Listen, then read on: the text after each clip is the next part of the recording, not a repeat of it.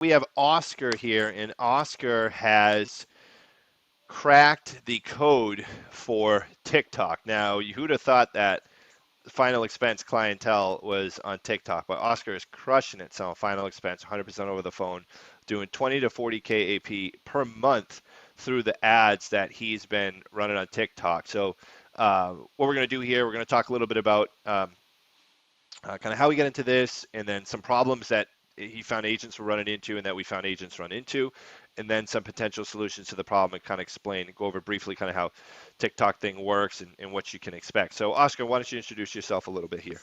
Sure, appreciate it. Thanks for having me on. Always good to share the story with others out there. So I come from a background of e-commerce, right? So I've in about 2011, 2012, I started a e-commerce company that focused on selling consumer goods through video ads, affiliate ads, and I grew that business to close to 6 million a year. And a few years ago, got out of it. And since then, I went into insurance. I had a good buddy of mine that had been trying to recruit me for a long time, and so I came on board, and I was helping him kind of get implemented into online and trying to implement some of those same video strategies that I've been using to sell products into insurance. And I did that for a little bit. I helped his company grow and get transition of him into online leads. And then I went out on my own. I decided that I could do this and I could implement these systems for myself, and I did. I last open enrollment, I brought in close to 500 applicants for ACA health insurance, and this year I did that all on Facebook ads, just using the video ads concept, and then earlier this year, I started looking at TikTok as an option, and I started testing. I just started putting some ads out there. I just started doing final expense really earlier this year. And so I Wow. started testing. I started realizing that the leads were coming in at around the same prices, if not lower, than what I was paying for on Facebook. More importantly, the leads just had more intent. It feels like there just aren't as many agents, agencies, and lead companies hitting those people with the same type of ads. And so I quickly kind of found success with it. I immediately paused all my ads on Facebook, and I doubled down on TikTok, and here we are today. I on an average, I'll book somewhere between 200 and 300 appointments. Wow. Not all of those show, obviously, as Yeah. everybody knows out there that's in this business. But that leads me to get somewhere around that 20 to 40,000 in AP a month. I also do some enrollments in ACA, and so it keeps me definitely busy. And I think from coming into final expense, I joined a bunch of different groups, and in doing so, started seeing how, as I posted my success and the things that I was doing, how many agents were actually reaching out and saying, "Hey, how are you doing this? I want to do this. I'm struggling to generate leads. I'm paying 30, 40, $50 for a lead." And so I thought, let me try to put something together. Been doing this for so many years. Again, back in ecom, it's the same kind of Yeah. structure. And so here we are. I put together this program, and trying to help other people now, other agents that are out there that I kind of went through that same struggle, and now helping them to try to get their own lead generation going. Cool. So about how to get the 20 to 40 AP thousand AP in a month, how much did you spend on the ads? So I average, and we'll go through some of the numbers, but I probably spend between 600 and 800 a week in ad spend. It depends on the week, depends on what the leads are coming in at, but leads can vary from as low as $6. Sometimes I have campaigns in the fives, but they can go up from there to $9, $10.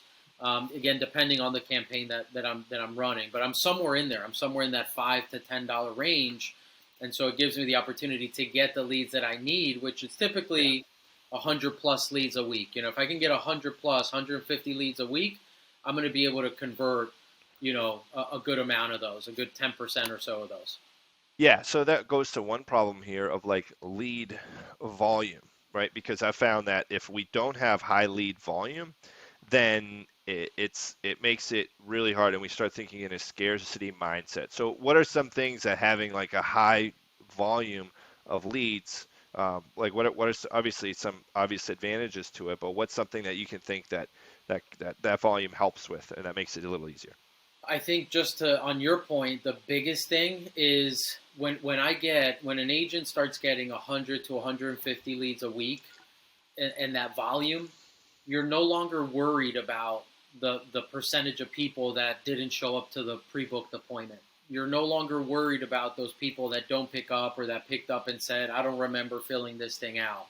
That happens across all industries, across all lead generation. And so if you can get enough leads, you stop thinking about trying to call somebody 100 times that hasn't picked up. Like if they haven't picked up in 3 days, they're probably not going to pick up ever. And so you got to be able to move on from that. But if you're only working a small amount of leads, you don't have enough leads to move on, and you're just stuck in this cycle where you're calling the same stuff over and over as opposed to trying to get in front of people that actually need your service.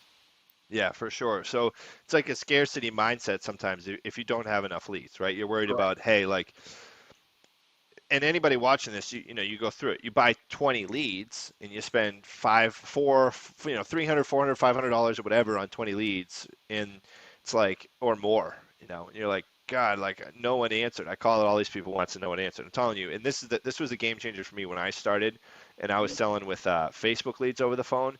It was, hey, once I had that crazy flow of 100 to 150 leads a week, it didn't matter. So you guys, if you're watching this, one of the problems that you're having is a pipeline issue. You can be a terrible salesperson. Like when you have a system like this, Oscar, you don't even have to be that great of a salesperson. You really don't. I think in parts of it, like, and I've been doing sales for many years, but you really don't. And I've Well, I've I'm not actually saying you're not good. I'm just yeah, saying that, no, that's yeah. not what I meant. That's not what I No, meant. no, I'm for saying, sure. And the system actually has made me, I think, even a bit lazier because without that system, you would be what other agents are doing, which is just sitting there dialing the phones over and over and over. Where this, again, I'm getting the amount of leads I need, so I don't need to push so hard every lead. In your point, I don't need to be like this super closer elite agent because I'm getting volume, at a good price. exactly, 100%. Now, another thing too is at when you were in insurance, were at any point were you like victim of lead vendors? Where like, Yeah. Yeah, I mean, over the years, not just in insurance, but yeah, yeah, yeah. in every business. I mean, I've spent thousands upon thousands of dollars on buying leads and all kinds of things, and so in insurance, absolutely. I will say that. Look, are there good lead vendors out there where you can close deals? Absolutely, Oh but yeah, those leads cost a lot more than what it costs you to generate. And so once you go through that, once you burn, a bunch of money and now you're nervous about buying the next batch of leads and then not having any insight or data onto, well, what happened to that batch. They're not going to tell you what happened. You just got to buy the next one. And so once you actually start understanding why something went wrong or why you're getting a bad lead, you can make changes. And so you're just in the dark when yeah. all you do is buy leads. Yeah, a couple of things I've noticed is, guys, that you don't really know what the ad is. Some of them will show you, but because they don't want you to take over their business, a lot of times they're not going to show you what their ad is, right? Another thing is you don't know if you're the only agent getting that lead. You hope that you are, but you don't know if you're the only agent being sold that lead. So in this situation, for me though, it's funny because I run into the same objections that I used to run into, and I'm like, oh, I already did it, I didn't do that. So you guys are gonna run into the same. You probably have people on appointments who are like, I never booked that appointment, and it's It happens like, all the time. Happens all the time. It's never going to stop. Like yeah, that's never. exactly. But the more you get those, the more of those you get, the more the actual sets. So are you doing outbound or are you booking appointments, having inbound? How are you structuring it? So it's a combination of both, right? So when somebody clicks on the ad, they're filling out a lead form. The lead form has some high intent questions. So I'm not asking things like what's your favorite hobby. I'm asking things that actually make them think about protecting their family and what happens if they don't.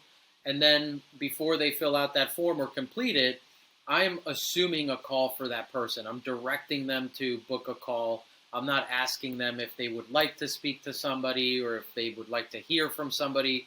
Just like you would assume the sale when you're on the phone with them, I'm assuming that they want to book that call. And so I take them to book the call.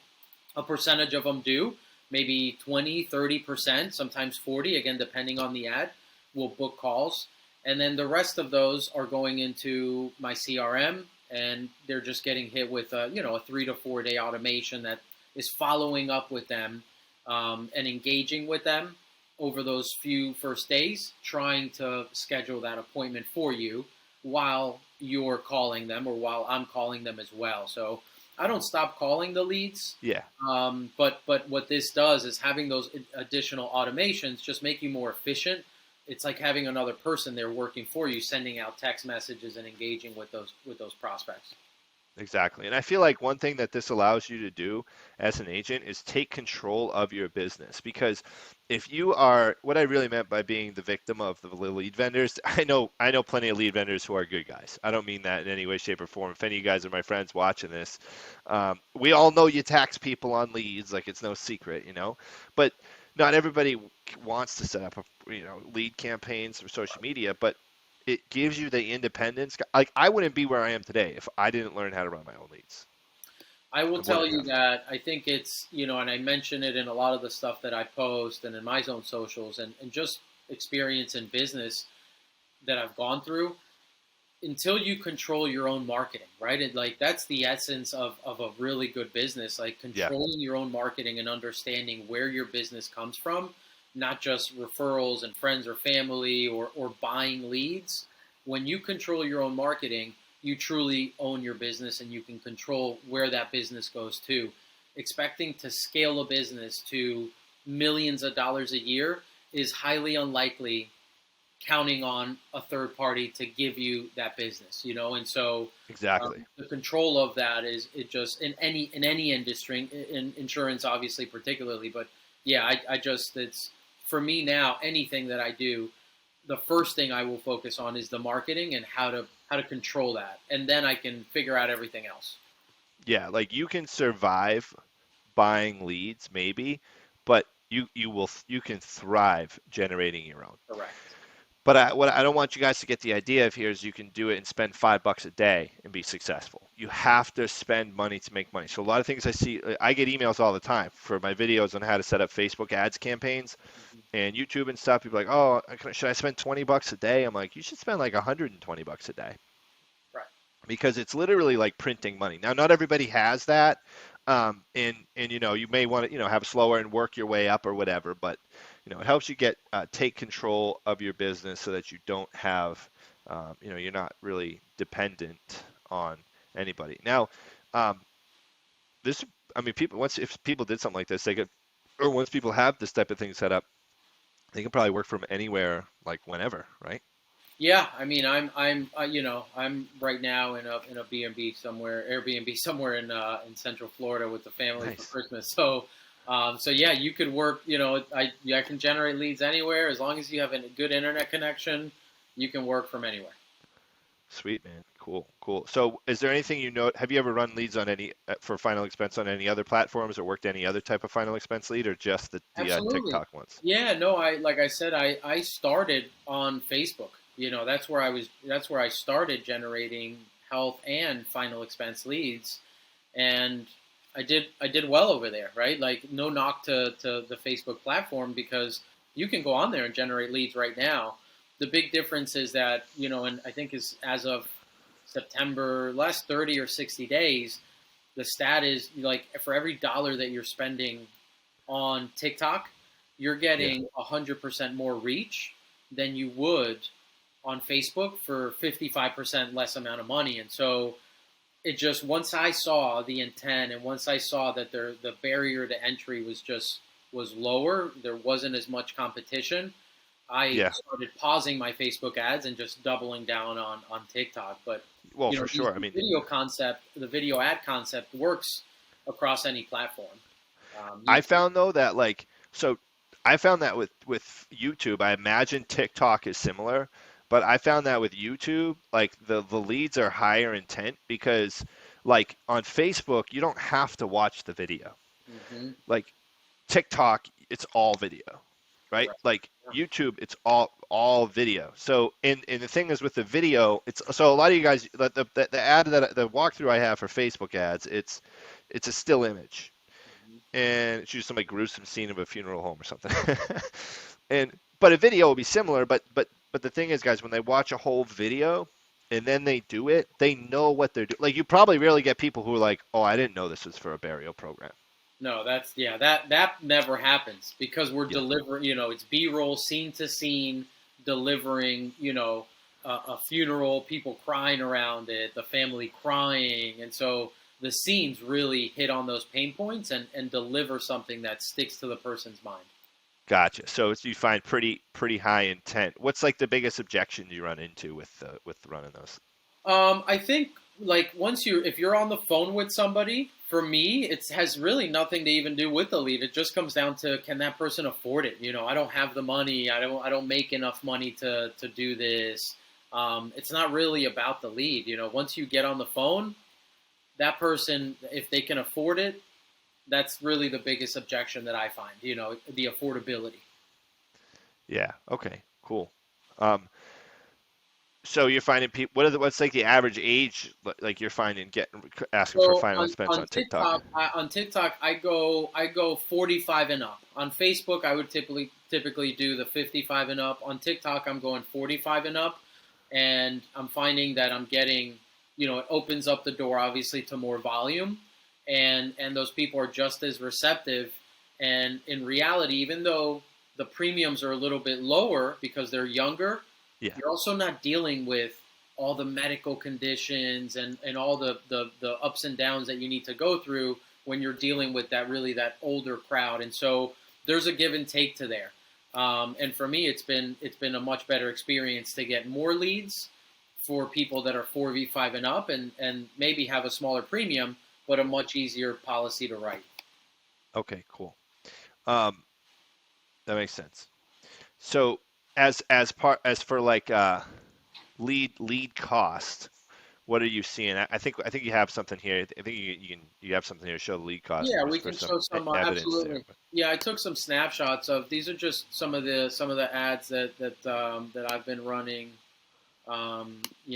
over the course of the last few months. And so, for example, here's a batch of leads that I got, a small ad that was running. Leads wow, coming in at 551. $5.51, so an ad spend of $148. I just took a snapshot that day. Um, they'll range. Go to the other one. Here's this one, a little bit higher. This one I think is somewhere in like the 8 range.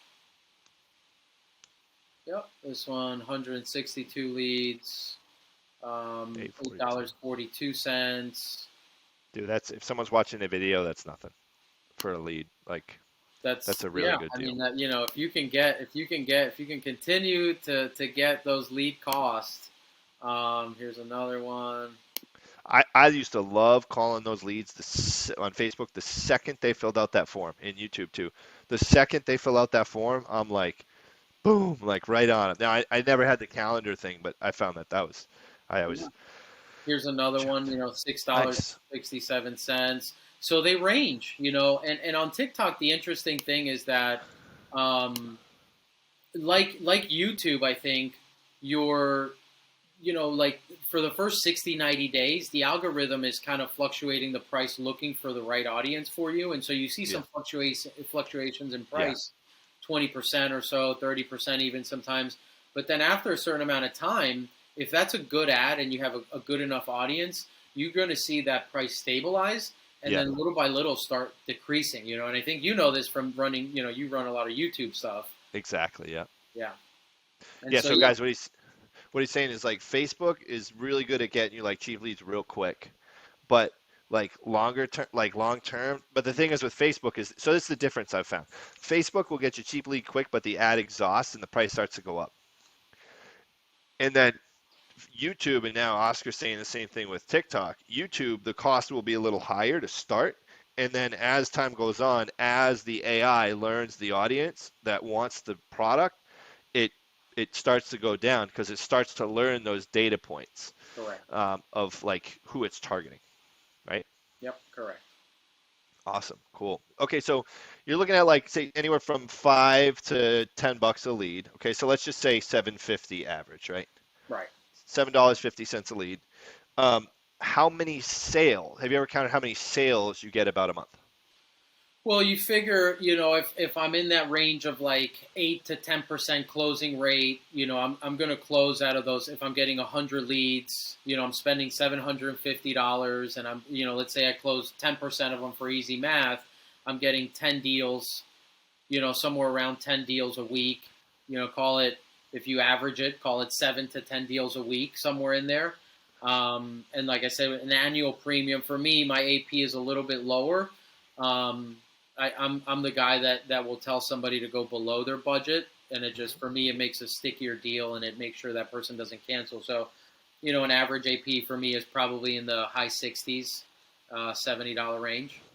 Okay, cool. So what I'm doing the math on here is, so say you get 30. I'm gonna share this here. So say we got um, I'm gonna share this screen here. So I'm just gonna maximize this. Say we got 32 leads in a week, right? I mean 32 sales, right? Mm-hmm.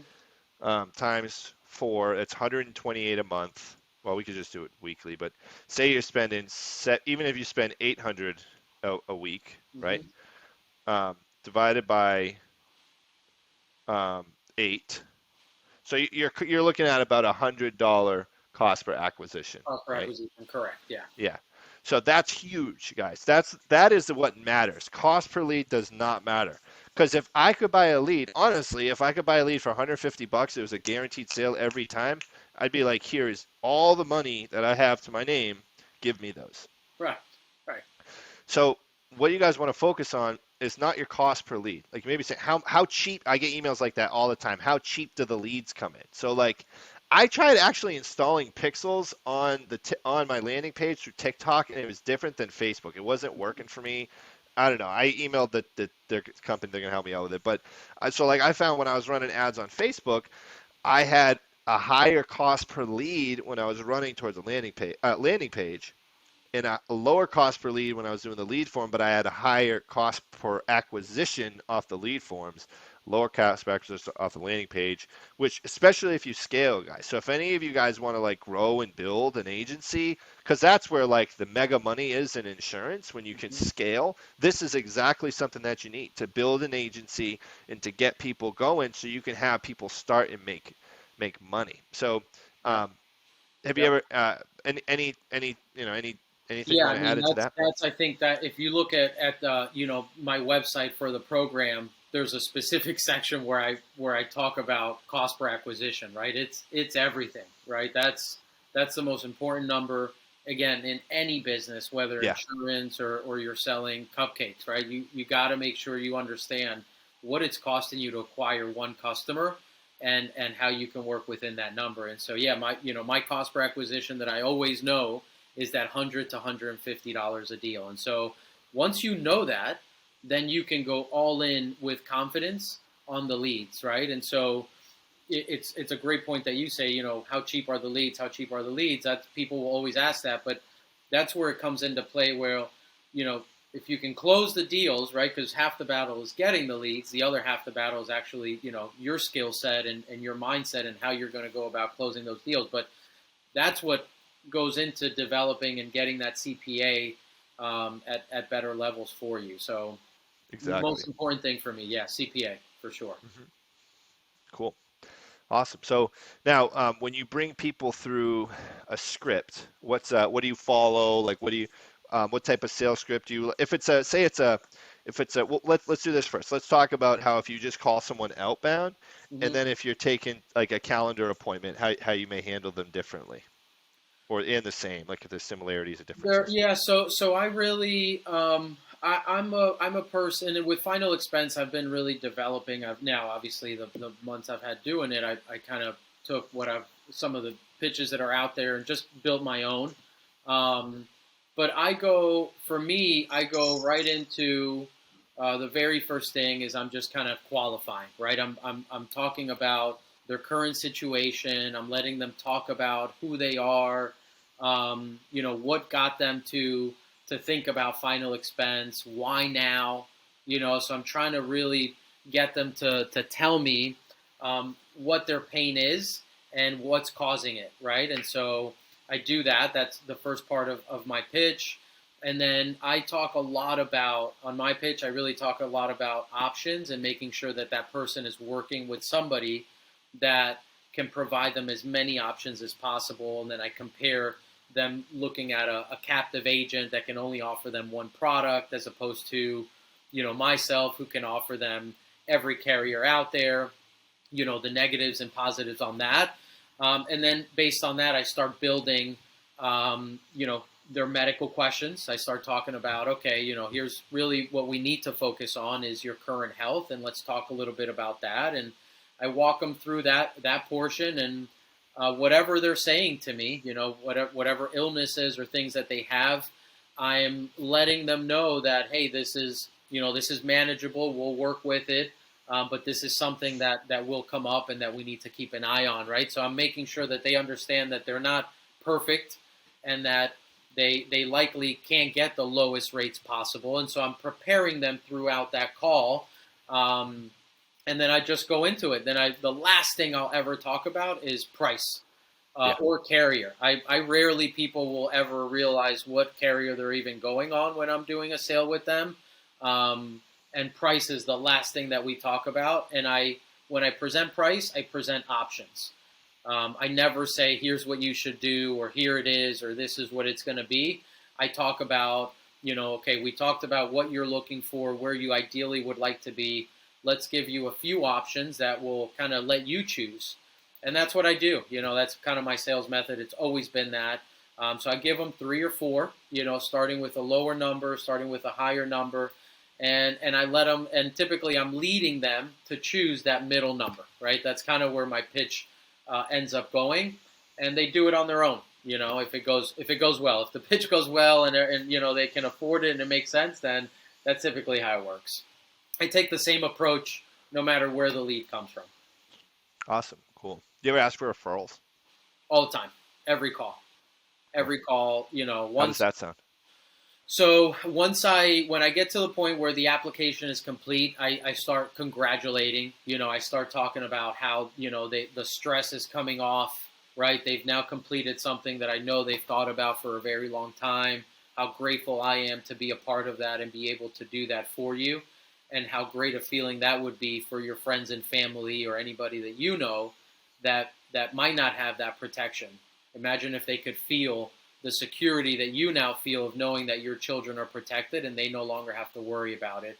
And so it takes it away from like asking for something and puts it on them to think about how friends and family who need this really should, And so more often than not, they'll say, "Oh yeah, no problem. Here's this person," or then it becomes more about follow up, right? Is what do you do once you get off that call with that customer? How are you following up in the next 2 weeks, 30 days, and staying on it to really get those leads? To get those referrals and get reviews. That's the other thing that I work a lot on is trying to get reviews from Where do people. you ask them to make a review? I typically will send them a link to my Google review page, or I'll send them to a Facebook page, or even the CRM that I have has that as well. So depending on if I'm doing ACA Health, I'll send them to that Facebook page. If I have a final expense, I'll send them to a different page. But Okay. typically that's the process for referrals. Awesome. Cool. I like that. And the thing is, we were talking about this in our agency meeting the other day. So a lot of people will ask. By the way, referral is an easy way to cut your cost per acquisition in half. Right away. Yeah. Right away. Referral sale. But we were saying that like we got agents who will ask for referrals, but then they'll never call them. They'll be like, "Wait, I was supposed to call them," and Right. it's like, "Yeah, dude." Follow up, because you can ask for it, but if you don't follow up with it, then yeah, Exactly. There's only so much you can do. So you got to make sure that you're following up with your referrals too, guys, when you ask for them. And yeah, look at Oscar going out of his way here on Christmas. Christmas day before Christmas Eve on vacation. I am too. I'm up actually in New York. I left my our Florida paradise. We both left. Well, he's in Florida. I left the paradise for this uh, 5-degree Good low luck out tomorrow. there. We're looking at. Yeah, So good luck. yeah. Um, cool. Any advice that you can give to someone starting out in in insurance or starting out in telesales or struggling in telesales? Um, on top of the whole lead thing, because like, dude, I know for you to figure this, like, I know you're not an idiot. You're a hardworking guy. You're an intelligent guy, because you wouldn't have figured this stuff out and had the commitment to follow through and make it happen and do all this stuff. So, what drives you? What keeps you motivated? What advice can you give to some people who may be struggling in their business? So I think mindset is so important, right? For me, my driver at this point in my life is just my family, my children, my family, and just doing better for them. Um, but listen, I've came across big challenges just this year. I mean, as I've grown this business, I lost my father earlier this Sorry, year, man. lost a good friend, and so things happen in life, and Yeah. so it's about just sticking with something, right? It's learning, and when you're on something, stay with it. Don't jump around. Don't go from one to another. Yep. Just keep going, and you're going to find that it comes. Success will come if you have that discipline and you work at it. Things will happen for you. I also will just mention that aside from lead generation, I think every agent that comes into this business should day one be branding themselves and should be creating a presence for themselves on every social, not just TikTok, not just Facebook. You should be every day, or as often as you can, um, posting and building yourself and putting yourself out there, because I think now more than ever, branding and connecting with people directly is what's really going to set you apart than Mhm. from anybody else. Especially as we move more into technology, and you see it now, right? Like in the last 3, 4, 5 years, all these automations and all these things. So I'm able to connect with people on levels and ways that I never could before. And so the sooner you start branding and getting yourself out there, the sooner you'll see even more success. I agree, and that's something that I start with. And when you get into business, like it's like, okay, I got to sell to make money, and it's Right. easy now for me to say I wish I started branding myself then, because when I listen to people, successful people like you and other people say that, I was like, yeah, dude, whatever, I got to pay my bills, Right. you know. But now looking back, I'm like, dang, so I have my YouTube channel has been consistently growing, and I'm like, dude, I want to take it to the next level. Right. Um, so it's me kind of figuring out how to do that, and you guys got to, if you do brand yourself, make sure that you're doing it for your audience too. So like, are you trying to brand yourself for your clients or for agents, right? Because Correct. I'm gonna be the same person but talk about different things. Like my desired avatar or audience with seniors is like, hey, maybe I can provide some like low income solutions or something like that, as opposed to agents where I can provide solutions to a higher to make money. But I Absolutely. agree.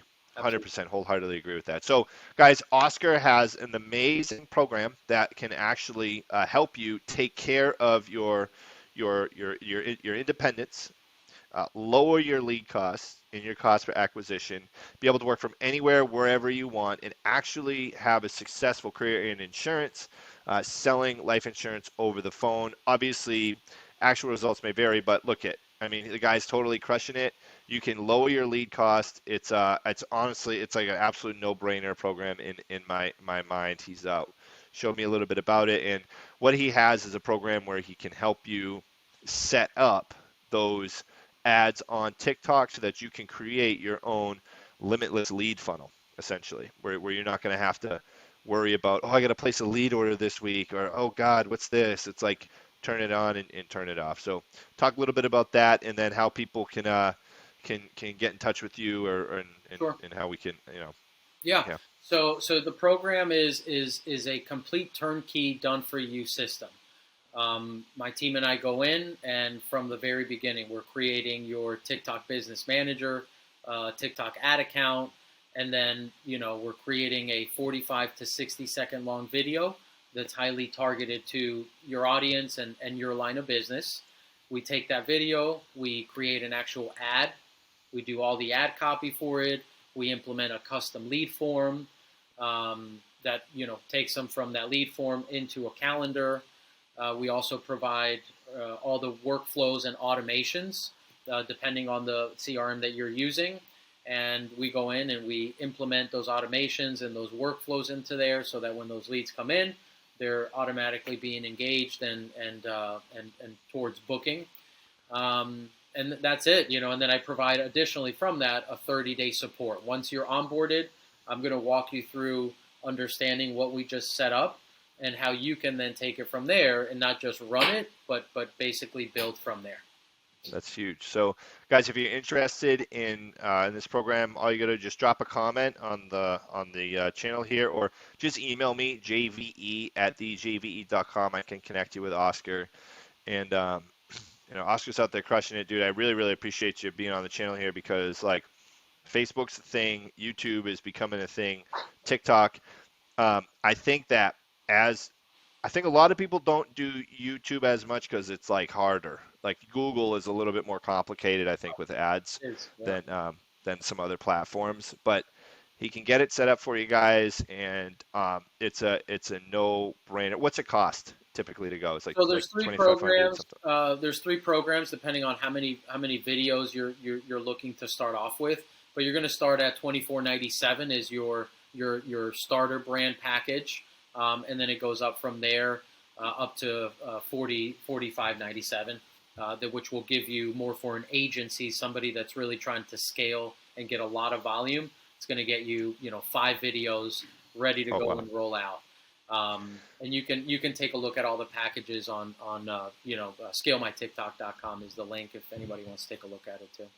Awesome, cool. And I'll drop a discount code here in the description of the video. It is an affiliate link for me, so if you guys do appreciate watching me, you'll get a discount, and it'll help me out a little bit too. Appreciate that. Cameras and microphones and all that stuff are really expensive, and believe it or not, YouTube only pays me like $100 a month for my videos right now. So, yeah, this quarter's been rough. I think the CPM dropped or something because it's Christmas, but I pay to have videos edited and all that stuff. So anything, it's giving back without having to directly give back. So that'll be cool. But even guys, look at it. So $24.97, right? Say you buy 100 leads. Say in your career you get 200 leads at $25 each. That's $5,000. Okay. Mm-hmm. If you end up getting 200 leads at $7.50, right? That's $1,500 plus the 2,500. You're saving $1,000 already, right? Yeah. So that's $1,000 savings on 200 leads, and then after that, it's just all the way up. Yep. So I don't know if you guys followed the math there, but if you buy 200 leads, it's going to cost you $1,000 more than it will to buy this program and generate 200 with the program on your own. That's And correct. then at that point, it's plug and play, and you'll be able to do it. So Well, the anything other else you want thing, to? yeah, the other thing I was going to mention is anybody that comes through your channel and through your link is going to get a $500 discount. So Cool. that brings that down to $2,000. So that's Sweet. the advantage of them definitely going through there. Boom. All right, there you go. You get a $500 discount just for being my friend. All right. Appreciate that, guys. And Oscar, I appreciate you having you on the channel, man. This is huge. I love meeting people. This YouTube thing's opened me up to like branding, like you said, puts you in touch with people that you wouldn't even realize you get in touch with. So Absolutely. Absolutely. thank Thanks you. for having me Appreciate your on. time today, man. And Thank you. Likewise. awesome.